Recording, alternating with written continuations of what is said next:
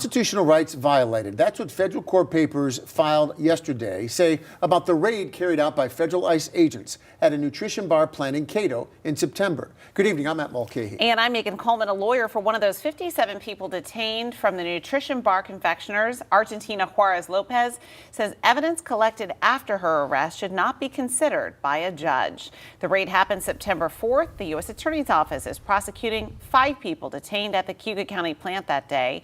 Each faces a federal charge alleging they were previously found in this country illegally and deported. The I-Team's Mary Keeler has been following this story from the beginning. She's here with us in studio tonight with those new court papers. Mary? Yeah, Argentina Juarez-Lopez went to work on September 4th and left shortly after in ICE custody. Her lawyer says she was taken without any proof she committed a crime and her rights were violated. Tonight, an immigration lawyer working with others affected by the very same raid agrees.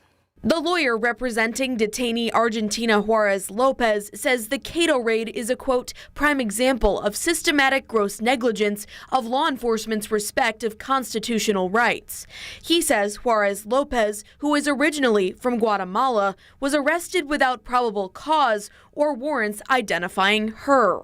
He's now pushing for any evidence collected after her arrest to be dismissed from consideration in her case. If something was done illegally by the search, then everything else should be suppressed. Jose Perez is an immigration lawyer who represents clients in Western and Central New York. He's not surprised a motion like this is being filed and expects to see more, explaining to the I-Team exactly why that is. They were only asking people that spoke Spanish, people that look different, and people that look brown. So that's stereotyping, and that's prohibited under the Constitution, in addition to the fact that they detain people without a warrant.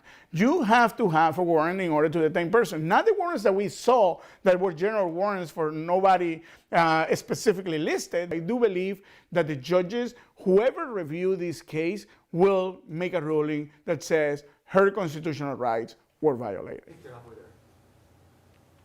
Jose Perez says this is not about arguing whether or not people like Argentina Juarez-Lopez were previously deported and came back to the U.S., but rather saying the approach and the types of warrants that were used to arrest and collect evidence against these detainees in Cato was not constitutional. Live in studio tonight, I'm Mary Keeler. All right, a case, of course, will continue to follow. Mary, thank you.